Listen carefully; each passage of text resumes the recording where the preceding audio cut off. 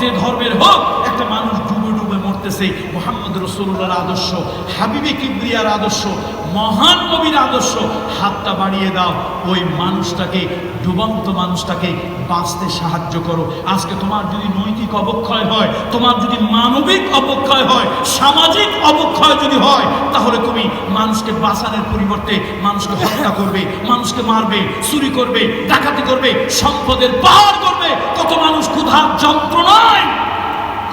যন্ত্রণায় মানুষ আপনার খেতে পারে না, আর তখন তুমি বিদেশের সুইস ব্যাংকে শুধু টাকার পাহাড় করবে। কত ঠিক কিনা বলো?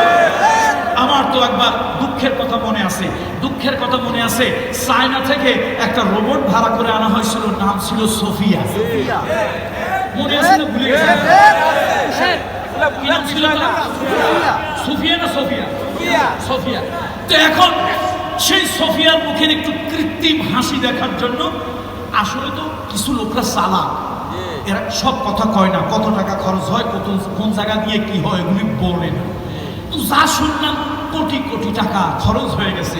আমি তখন দুঃখ করে বললাম, আপনাদের কি মানবতা নাই? মানবিক এত বিপর্যয় হয়েছে। আরে ঢাকা মেডিকেল কলেজে যান, কত গর্ভবতী মা হতে পারে, সেই মায়ের নাম সোফিয়া।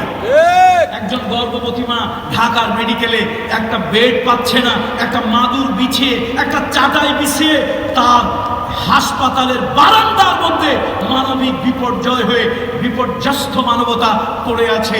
সেই মাকে যদি একটা বেড কিনে দিতেন, সে মায়ের জন্য যদি 250 শয্যার হাসপাতাল আরো 100 শয্যা বাড়াতেন, কতই না ভালো হতো।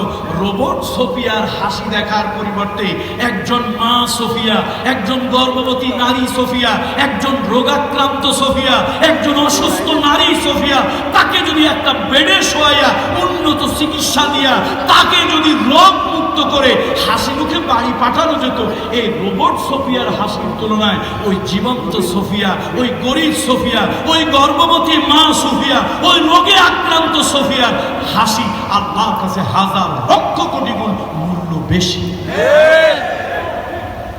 আমাদের মানবিক বিপর্যয়, এই বিপর্যয় হওয়ার কারণে, অবক্ষয় হওয়ার কারণে, ঘুরে ধরার কারণে আজকে আমরা সাদা কালো ব্যবধান বুঝতে পারছি না। আসুন, এই সমাজটা অবক্ষয় ভরে গিয়েছে।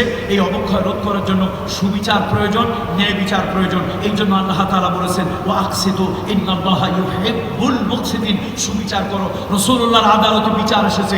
নবীজি কিন্তু কখনো ধর্ম দেখে বিচার করেনি। আল্লাহ নবী ন্যায়সঙ্গত বিচার করেছেন।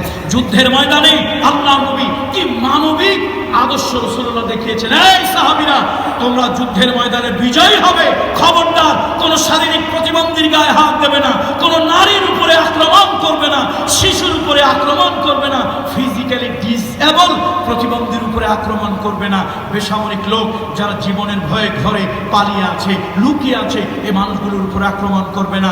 তোমরা যদি কোনো দেশে বিজয়ী হও, আর যদি গিয়ে দেখো শত্রুর দেশে গাছে ফসল ধরেছে, ফলবান কোনো বৃক্ষকে নিধন করবে না। যদি কোনো দেশে বিজয় হও, আর যদি দেখো সে বিজয়ী দেশে মাঠে মাঠে ফসল পেকে আছে, আগুন দিয়ে সে ফসল জ্বালিয়ে দেবে না। এগুলো যখন করে, মানুষের যখন মানবিক বিপর্যয় হয়, নৈতিক অবক্ষয় হয়, তখন মানুষ এই খারাপ কাজগুলি করে। মুহাম্মদ সাল্লাল্লাহু আলাইহি ওয়াসাল্লাম যুদ্ধের ময়দানেও নৈতিক অবক্ষয় হতে দেয়নি। তবুকের যুদ্ধের কথা বলে আমি শেষ করব, কথা আর বাড়াবো না।